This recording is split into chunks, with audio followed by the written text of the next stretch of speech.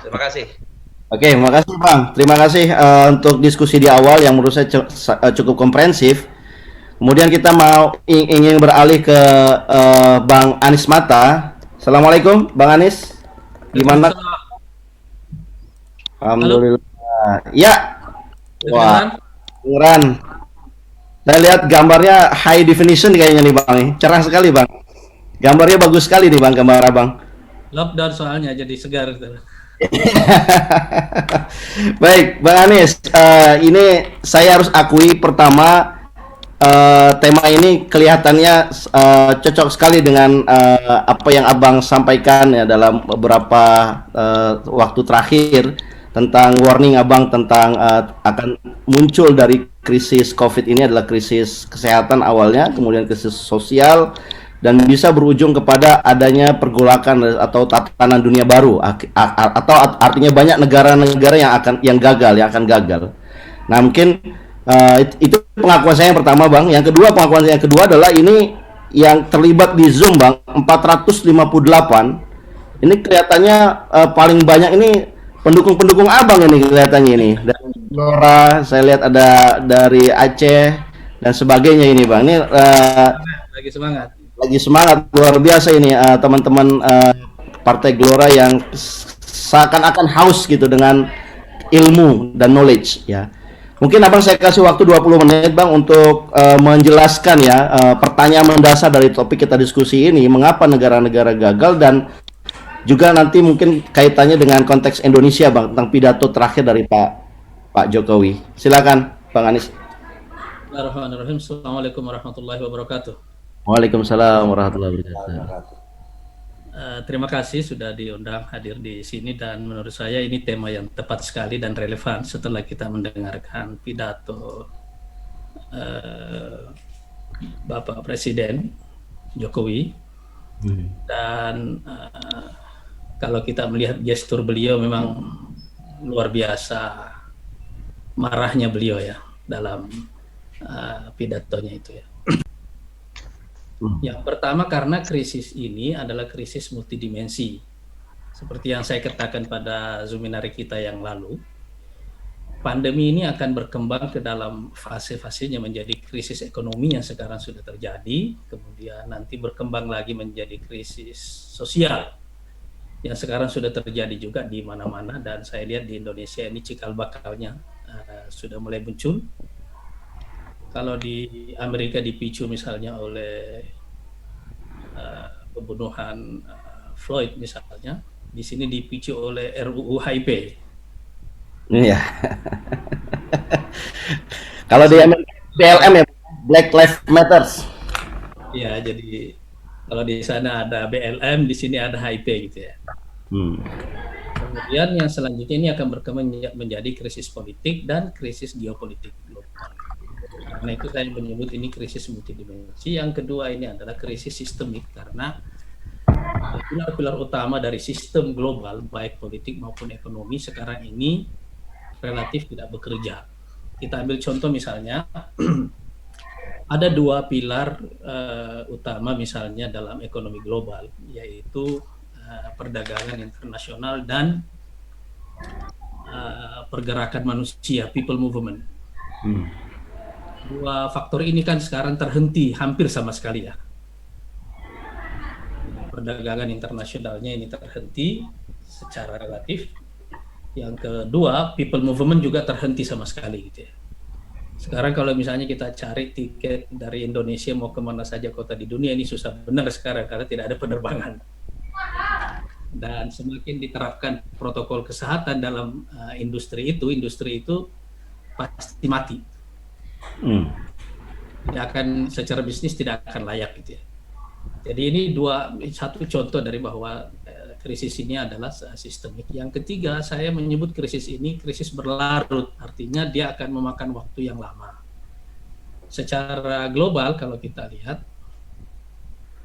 dia masuk ke dalam siklus perubahan jangka panjang yang biasanya terjadi setiap 80-100 tahun gitu ya. Misalnya kalau kita pakai teorinya Ibnu Khaldun maupun teori modern misalnya yang disebut oleh George Modelsky bahwa perubahan dalam sistem global itu biasanya terjadi di kurun waktu antara 180 sampai 100 tahun, dan biasanya diselingi perang di antaranya, itu kira-kira biasanya bisa berlangsung sampai 120 tahun.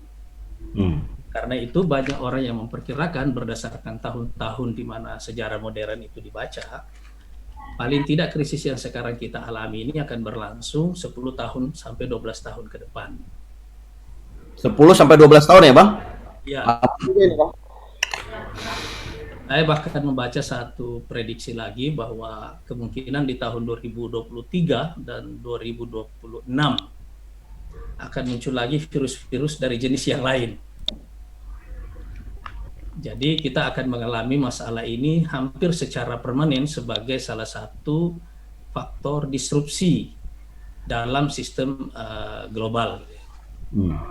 Yang keempat, dan menurut saya poin yang paling penting bagi kita di Indonesia ini poin keempat nanti dan kelima. Faktor pemicu krisis ekonomi sekarang ini adalah faktor non-ekonomi,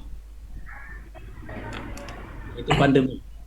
Walaupun gejala krisisnya sudah ada sebelumnya, tapi pandemi ini mempercepat krisis ekonomi itu, dan menurut saya solusinya juga nanti solusi non-ekonomi. Jadi kalau kita melihat misalnya belajar dan bagi banyak pemikir strategis di Barat, terutama di Amerika, krisis yang sekarang ini terjadi antara tahun 2020 nanti sampai 2030 itu mirip dengan krisis di Amerika dan krisis global dari 1929 sampai 1939, yaitu menjelang Great Depression sampai menjelang meletusnya Perang Dunia Kedua. Kalau kita lihat misalnya, kita ambil contoh misalnya yang dilakukan oleh Roosevelt misalnya gitu ya, dengan konsep New Deal. Jadi kan konsep New Deal itu secara sederhana kan bekerja dengan 3 tahapan, ya kan? Yang pertama adalah relief, bantu yang susah, baik bentuknya bantuan langsung maupun bentuknya stimulus kalau secara ekonomi ya. Kemudian yang kedua adalah recovery, dan yang ketiga baru reform. Roosevelt memerintah dari tahun 1933 dan terpilih lagi tahun 1937, tapi 2 tahun kemudian itu sudah masuk Perang Dunia Kedua. Saya ingin mengatakan bahwa pada dasarnya tidak pernah ada bukti yang benar-benar valid bahwa konsep New Deal itu benar-benar menyelesaikan masalah ekonomi Amerika pada waktu itu. Kesejahteraan eksesif yang dialami oleh Amerika itu terjadi setelah Perang Dunia Kedua, karena faktanya mereka adalah pemenang perang. Jadi solusi dari krisis ekonomi pada waktu itu memang adalah Perang Dunia itu. Karena Perang Dunia ini berfungsi menjadi semacam total disruption yang menyebabkan terjadinya semacam reset terhadap semua sistem. Kenapa ini tidak terjadi setelah Perang Dunia Pertama? Karena kemenangan pada Perang Dunia Pertama itu tidak melahirkan kekuatan baru yang bisa mengontrol dunia secara maksimum. Sehingga ketika Jerman kalah dalam Perang Dunia Pertama, bangkit lagi setelah munculnya Hitler dan kemudian menciptakan Perang Dunia Kedua. Tapi setelah Perang Dunia Kedua, kemenangan Amerika itu terlalu telak, kemenangan Barat terlalu telak, sehingga mereka bisa mengontrol dan kemudian menciptakan sistem yang sekarang kita kenal dengan sistem global itu. Saya ingin menggarisbawahi bahwa krisis ekonomi misalnya sekarang yang terjadi, yang faktornya adalah non-ekonomi, maka solusinya pun nanti itu juga adalah non-ekonomi. Dan di sini dia kerumitannya di sini. Kemudian faktor sebab yang kelima yang saya katakan tadi, mengapa kita perlu berbicara tentang ancaman negara gagal dari sekarang, itu adalah karena sejarah menunjukkan bahwa di tengah krisis sistem itu tidak bekerja. Jadi yang diperlukan adalah leadership. Dan leadership yang diperlukan itu adalah leadership yang memiliki 3 fitur utama. Yang pertama, dia adalah efektif, artinya bisa membuat rencananya terlaksana. Yang kedua, dia inovatif, karena harus menemukan solusi yang sama sekali di luar dari apa yang kita perkirakan. Terutama misalnya kalau kita mengatakan bahwa solusi dari krisis ekonomi ini adalah dari non ekonomi.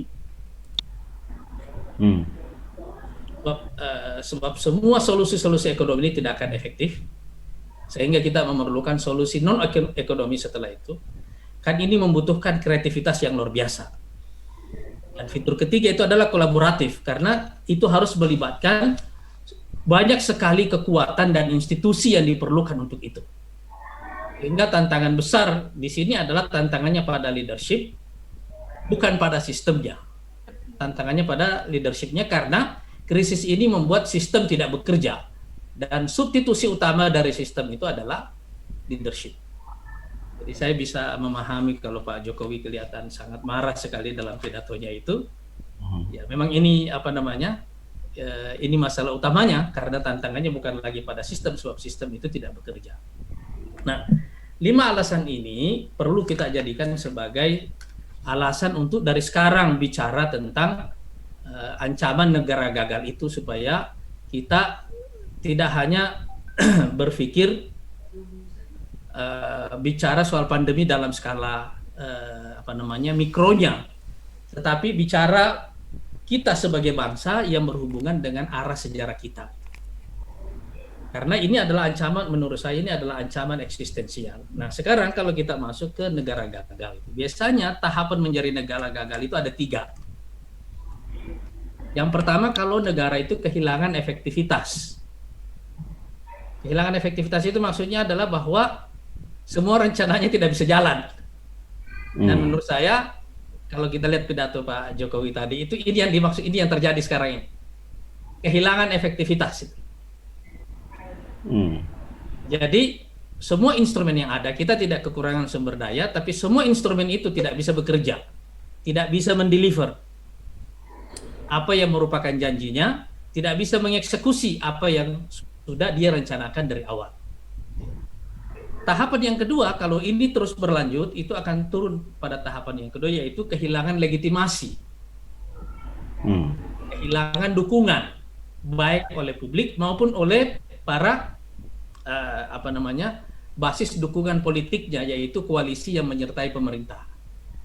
Nah, yang ketiga, ini tadi ya sebagiannya dibahas oleh Pak Fadli, yaitu ancaman kolaps atau yang disebabkan oleh disintegrasi. Jadi yang pertama adalah kehilangan efektivitas, yang kedua kehilangan legitimasi, dan yang ketiga adalah ancaman disintegrasi. Nah, biasanya ketiga proses ini itulah yang menciptakan yang saya ingin sebut sebagai 3 jebakan negara gagal. Jebakan pertama itu adalah jebakan kapasitas. Kenapa rencana itu tidak bisa dieksekusi? Kenapa janji tidak bisa dideliver? Saya kira memang evaluasi terbesar yang harus kita lakukan sekarang ini adalah apakah misalnya kabinet yang sekarang ini ada memang disiapkan sebagai kabinet kerja atau dikonstruksi dalam semangat kabinet pesta. Memang itu perlu dievaluasi secara jujur begitu ya. Kerja atau pesta gitu, Bang. Itu 2 hal yang sangat berbeda loh, Bang. Kerja itu untuk pesta itu untuk menghambur-hamburkan sumber daya. itu perlu dievaluasi secara jujur gitu ya. Oke. Nah, ini menyangkut masalah apakah negara memang memiliki kapasitas mendelivery fungsi-fungsi dasarnya. Baik terutama dalam 2 aspek kalau sekarang ini, yaitu yang berhubungan dengan sektor kesehatan dan ekonomi. Begitu negara kelihatan tidak mampu mendelivery public service yang berhubungan dengan 2 unsur itu, dia punya masalah di sini.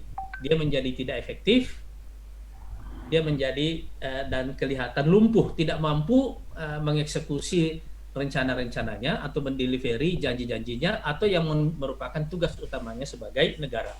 Dan saya kira misalnya kalau kita lihat ya, kesulitan dalam mendelivery persoalan kita sekarang ini adalah karena ini ada misalnya mendelivery seluruh kewajiban yang berhubungan dengan sektor kesehatan dan ekonomi. Persoalan utamanya adalah karena protokol pada 2 sektor ini secara diametral itu bertentangan. Jadi misalnya katakanlah saya melihat misalnya kecenderungan misalnya para pimpinan daerah misalnya melakukan atau juga termasuk pemerintah pusat misalnya melakukan pendekatan charity, baik charity sosial maupun charity ekonomi. Charity ekonomi misalnya pakai stimulus dan seterusnya. Masalahnya ketika stimulus itu juga diturunkan, apakah itu benar bisnisnya bisa jalan atau tidak ketika lingkungannya secara keseluruhan tidak memungkinkan bisnis itu jalan. Ya kan? Kan itu inilah masalahnya, sehingga krisis yang disebabkan oleh pandemi ini sebenarnya adalah satu jenis krisis yang berbeda sama sekali dengan yang lainnya, dengan krisis lainnya, karena proses pengambilan keputusan di sini sebagiannya harus berbasis sangat saintifik sekali, gitu ya, sangat saintifik, tetapi pada bagian yang lainnya harus berbasis juga pada banyak sekali pertimbangan geopolitik. Nah, sekarang kalau saya melihat misalnya konsolidasi para saintis di sini untuk memberikan fatwa yang jelas tentang masalah ini, itu yang tidak terjadi dari awal, dan itulah yang menyebabkan kebingungan. Kalau kita melihat di sini misalnya begitu tiap hari ada fatwa para saintis yang berbeda-beda tentang virus ini, termasuk dari WHO sendiri, ini kan mengingatkan kita pada perbedaan para ulama dalam penetapan satu Syawal, satu Ramadan. Penentuan hilal ya, Bang. Khilafiyah. Jadi misalnya WHO kan juga berbeda-beda terus juga tafsirnya. Sehingga kalau kemudian orang jadi percaya kepada teori konspirasi, memang ada ruangnya. Ada ruangnya. Itu sangat kelihatan sekali itu. Apakah perbedaan-perbedaan itu disebabkan oleh memang karena ini adalah bagian dari proses bagian dari weaponizing pandemi gitu ya. Jadi memang pandeminya di weaponize gitu ya. Salah satunya misalnya melalui manajemen ketakutan, fear management yang disebarkan terus-menerus gitu ya.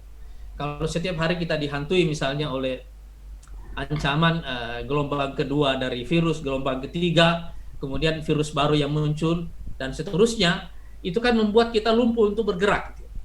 Karena itu yang bisa mengambil keputusan dalam soal ini itu adalah para saintis. Jadi semua keputusan ekonomi dan politik kita sekarang seharusnya itu benar-benar didasarkan pada keputusan para saintis itu. Dan inilah masalahnya. Ketika kita membawa keputusan yang bersifat saintifik itu tadi, baru dibawa kepada sektor ekonomi, para ahli ekonomi, para ahli sosial dan misalnya sumber informasi geopolitik, ini kan yang kemudian jadi yang kemudian jadi masalah karena proses pengambilan keputusan dalam tahapan-tahapan ini itu yang tidak terjadi. Itu karena itu ini merupakan jebakan pertama dalam proses menjadi negara gagal itu. Jebakan kedua, ketika pemerintah kehilangan efektivitas dan tidak mampu mendelivery apa yang menjadi tugas utamanya, kalau sekarang misalnya terutama dalam bidang ekonomi dan bidang kesehatan, ini akan membuat pandemi ini berkembang menjadi krisis sosial. Dan begitu kita masuk kepada krisis sosial, kita berhadapan dengan satu masalah utama, yaitu demokrasi atau kebebasan versus pengendalian publik. Di sini pemerintah akan punya tendensi untuk menggunakan power secara berlebihan untuk melakukan pengendalian publik, dan ini akan menjadi masalah baru. Masalah baru inilah menurut saya nanti yang akan semakin mengurangi kepercayaan publik kepada pemerintah, karena kemudian krisis ini yang tadinya berawal dari menciptakan ketakutan, sekarang menciptakan kemarahan publik. Dan dari situ kita masuk ke jebakan ketiga, yaitu jebakan legitimasi. Karena publik tidak percaya secara perlahan-lahan, dan saya kira ini perlu menjadi catatan juga nanti bagi presiden ya, bahwa ketika misalnya legitimasi presiden semakin berkurang atau legitimasi pemerintah semakin berkurang, partai-partai koalisi biasanya cenderung melakukan langkah penyelamatan diri. Menyelamatkan diri masing-masing, as usual. Ya, dan kita kan sekarang misalnya sudah melihat bagaimana partai-partai yang sepakat tadinya mengajukan RUU HIP misalnya sekarang kan semuanya cuci tangan. akan semua cuci tangan sekarang. Dan artinya, jadi ancaman bagi dalam proses kehilangan legitimasi itu adalah hilangnya dukungan publik dan dukungan partai-partai politik yang membentuk koalisi pemerintahan. Dua proses itu ini menurut saya di bulan-bulan yang akan datang inilah yang akan menjadi masalah. Misalnya pemerintah melakukan langkah reshuffle misalnya, itu kan akan menyebabkan terjadinya redistribusi kekuasaan yang baru. Apakah orang puas atau tidak, itu akan menimbulkan reaksi baru lagi gitu. Sehingga ini menyebabkan nanti secara perlahan-lahan menggerus legitimasi pemerintah. Saya sih belum membayangkan sampai sekarang seperti yang dikatakan tadi Pak Fadli bahwa di tahapan kedua seperti yang saya katakan tadi, setelah kehilangan efektivitas kemudian kehilangan legitimasi, ini akan berkembang menjadi ancaman disintegrasi. Mudah-mudahan kita tidak sampai ke sana. Tetapi yang secara pasti bisa kita katakan sekarang adalah faktor yang pertama dalam proses menjadi negara gagal itu tanda-tandanya memang kelihatan, yaitu kehilangan efektivitas. Nah, 3 trap yang tadi yang saya katakan tadi ini, kita sekarang menjelang masuk ke trap yang kedua. Karena trap yang pertama yaitu jebakan pertama yaitu jebakan kapasitas dalam mendelivery public service atau janji-janjinya atau tugas utama sebagai pemerintah, terutama dalam bidang ekonomi dan kesehatan. Dan yang kedua itu adalah jebakan keamanan yang membuat kita menghadapi kontradiksi antara kebebasan dan pengendalian publik gitu ya. Sehingga ada tendensi misalnya untuk menggunakan pendekatan kekerasan dalam pengelolaan kebebasan publik itu yang menggerus terus-menerus kepercayaan pemerintah. Kemudian masuk ke trap yang ketiga atau jebakan yang ketiga, yaitu jebakan legitimasi, hilangnya public trust yang terlihat misalnya pada dukungan publik yang terus-menerus berkurang, dan yang lebih bahaya lagi nanti itu adalah pada dukungan partai-partai politik yang menjadi pendukung utama pemerintah. Nah, saya kira ini yang menurut saya yang ancaman negara gagal itu harus kita bahas dari sekarang, karena memang secara perlahan-lahan kita melihat bahwa tanda-tanda ke arah itu mulai ada. Wallahu a'lam. Assalamualaikum warahmatullahi wabarakatuh. Waalaikumsalam warahmatullahi wabarakatuh. Terima kasih Bang Andi atas paparannya. Yang saya catat ada 3 tahap failed state ya tanda-tandanya, dan kalau dari 3 itu 1 sudah muncul, efektivitas itu hilang, berarti kita sudah 1/3 menuju gagal ini Bang. Jadi 2/3 kita punya potensi 2/3 kalau seandainya kita tidak memanfaatkan tadi. Yang kedua adalah legitimasi dan disintegrasi, sudah kita 100% bisa dikatakan failed state. Mudah-mudahan itu tidak terjadi. Saya punya pertanyaan buat Abang nih sebagai pertanyaan di awal, mungkin nanti akan direfleksikan oleh berbagai narasumber. Kalau seandainya Abang menjadi pembisiknya atau penasehatnya Pak Jokowi Bang, misalkan Abang diminta saran, kemudian salah satu sarannya adalah membentuk misalkan sekarang kan ke kabinet bersatu, kalau nggak salah ya, kemudian diminta menjadi kabinet krisis. Nah, sektor mana aja Bang? Apa kementerian mana aja? Ya, mungkin mirip dengan pertanyaan Bang Fadlizon ya. Kementerian mana saja yang perlu dihandle dengan cukup baik oleh Pak Presiden supaya tadi manajemen pengelola negara itu bisa tidak menuju failed state lah gitu setidaknya. Silakan Bang. Kalau menurut saya gitu, bukan pada sektornya, tetapi pendekatannya. Biasanya dalam situasi krisis seperti ini, bayangan saya adalah ada banyak orang di luar kabinet yang justru harus dilibatkan, yaitu para saintis itu dulu.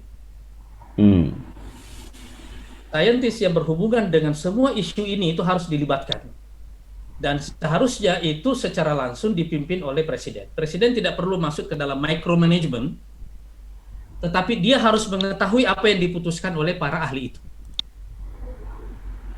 Dan karena itu semua bidang yang terkait dengan ini itu harus dilibatkan. Artinya harus ada satu klaster di pemerintah sekarang ini dalam proses krisis manajemennya yang berhubungan dengan para saintis dulu, supaya kita sepakat dulu atas fakta saintifik dari masalah ini, gitu dulu ya. Nah, yang kedua, yang berhubungan dengan delivery public service. Yang berhubungan dengan delivery public service ini adalah terutama yang di sektor kesehatan, di sektor layanan sosial yang berhubungan dengan bantuan langsung yang harus kita berikan kepada orang yang terkena dampak. Dan yang berhubungan juga dengan ini adalah bidang ekonomi. Jadi seharusnya yang ada di klaster layanan sosial ini, yaitu misalnya sektor kesehatan, sektor sosial, Kementerian Kesehatan, Kementerian Sosial, dan juga Kementerian Ekonomi, ini ada di satu, dan termasuk di pendidikan ini ada di satu klaster. Karena langkah-langkah mereka itu seharusnya itu satu paket. Langkah-langkahnya itu satu paket. Tapi ada klaster ketiga yang tidak kelihatan sekarang ini bekerja. Justru menurut saya itu sangat penting, yaitu klaster geopolitik. Kenapa? Karena menurut saya intelijen Indonesia ini yang berhubungan dengan intelijen internasional sudah terlalu lama tidak artinya porsi pekerjaannya terlalu kecil. Sehingga sumber informasi kita secara global sekarang ini, misalnya kalau kita misalnya di BIN, di BAIS, dan seterusnya, lembaga-lembaga intelijen utama ini tidak mempunyai operasi internasional yang memungkinkan negara mempunyai sumber informasi internasional yang bagus, yang bersifat langsung. Karena kita tidak punya sumber itu, maka kita tidak mengerti pergerakan global yang sekarang sedang terjadi. Sebab misalnya kita melihat ya, kan ini konflik geopolitik ini sudah terjadi sebelum pandemi ini ada kan? Iya, trade war misalnya. Ketika pandemi ini ada, secara otomatis ini juga akan dijadikan sebagai senjata, instrumen dalam konflik geopolitik itu. Ya kan? Jadi misalnya kalau kita lihat ini, saya kira Pak Fuad juga menyinggung dalam tulisannya misalnya. Kan salah satu kalau konflik Amerika dengan China terus berlanjut, kan salah satu implikasinya nanti itu kan misalnya relokasi industri, misalnya kan. Ya. Tapi kalau misalnya kita cuma hadir sekedar mendapatkan limpahan relokasi industri seperti itu juga tidak membuat posisi kita secara global itu kuat. Iya kan?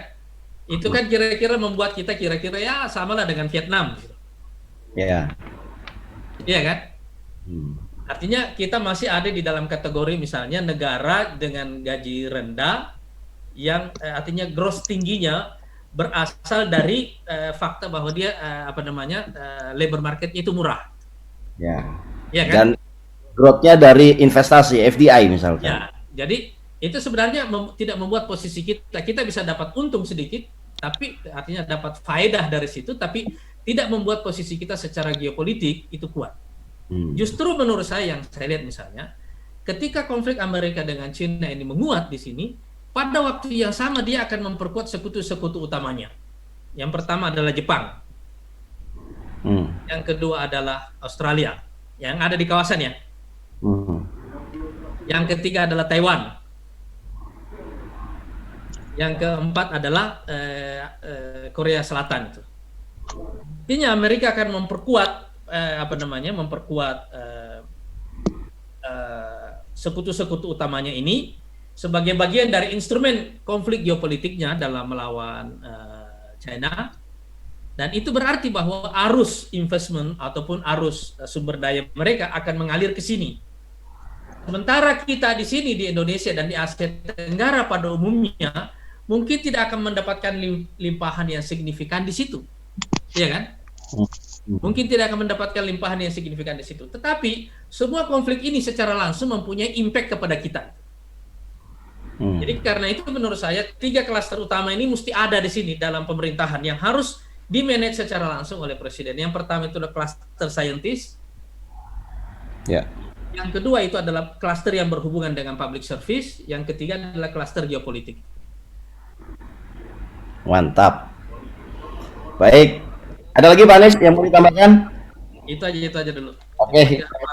Para ahli di sini banyak nih. Ya, karena ada Profesor Didin Damanur yang saya lihat menyimak dengan baik apa yang disampaikan oleh dua narasumber kita, dan kelihatannya saya harus mohon izin Pak Fadil, saya harus memberikan terlebih dahulu ke Pak Didin, Profesor Didin, karena beliau harus jam 10 harus